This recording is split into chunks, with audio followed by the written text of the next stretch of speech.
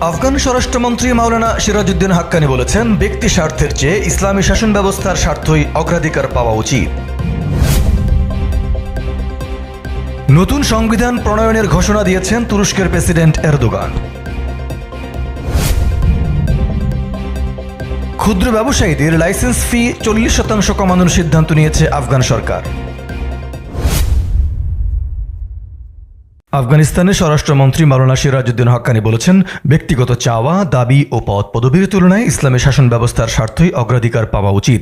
আফগান স্বরাষ্ট্র মন্ত্রণালয় এবং প্রশাসনিক সংস্কার অধিদপ্তরের যৌথ আয়োজনে সংস্কার ও সক্ষমতা বৃদ্ধি বিষয়ক সেমিনারে তিনি একথা বলেন। মাওলানা সিরাজউদ্দিন হাক্কানি বলেন, রাষ্ট্রীয় কার্যক্রম অবশ্যই আইন ও বিধিমালার আলোকে পরিচালিত হওয়া উচিত। তিনি সরকারি কর্মকর্তাদের জনগণের প্রতি উত্তম ব্যবহার প্রদর্শনের আহ্বান জানান এবং স্মরণ করিয়ে দেন যে তারাই সরকারি সিদ্ধান্ত বাস্তবায়নের মূল বাহক।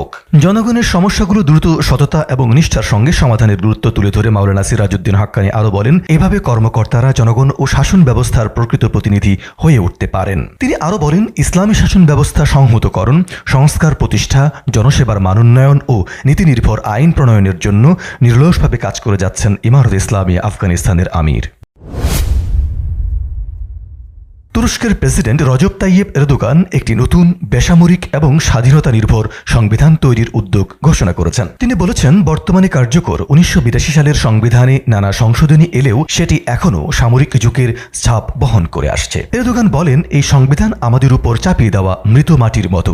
নতুন সংবিধান সেই ছাপ ঝেড়ে ফেলার সুযোগ দেবে। মঙ্গলবার আঙ্কারায় ক্ষমতাসীন একে পার্টির কেন্দ্রীয় কার্যালয়ে আয়োজিত এক সভায় প্রেসিডেন্ট এরদোগান এ ঘোষণা দেন। বক্তব্যের শুরুতেই তিনি বলেন, গতকাল থেকে আমি 10 জন আইনজীবীকে দায়িত্ব দিয়েছি, তারা নতুন সংবিধান তৈরির কাজ শুরু করবেন। তিনি আরো বলেন, নতুন সংবিধান হবে এমন একটি দলিল যেখানে থাকবে আন্তর্জাতিক মানদণ্ডে তৈরি একটি পূর্ণাঙ্গ স্বাধীনতার তালিকা। প্রেসিডেন্ট এরদোগান বলেন, এই সংবিধান তুরস্কের গণতন্ত্রের পরিপক্কতা প্রমাণ করবে এবং জাতির রাজনৈতিক ইতিহাসে একটি গুরুত্বপূর্ণ সংযোজন হবে। এরদোগান আরো বলেন, বিগত 23 বছর ধরে সরকার নতুন ও বেসামরিক সংবিধানের উদ্যোগ নিয়েছে, কিন্তু প্রতিবারই বিরোধীদের অনমনীয় আচরণে তা থেমে গেছে। এবার আমরা সংসদে অন্যান্য রাজনৈতিক দলগুলোর সঙ্গে সমঝোতার ভিত্তিতে একসাথে কাজ করতে চাই। রাস্তার ব্যবসায়ীদের লাইসেন্স ফি 40% কমানোর সিদ্ধান্ত নিয়েছে ইমারত ইসলামিয়া আফগানিস্তান সরকার।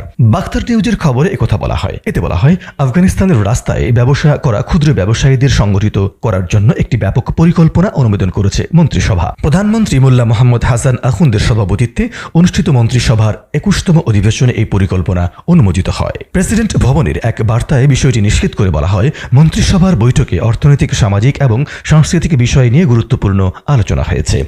এতে রাস্তার ক্ষুদ্র ব্যবসায়ীদের সংগঠিত করার জন্য একটি ব্যাপক পরিকল্পনাও অনুমোদন পায়।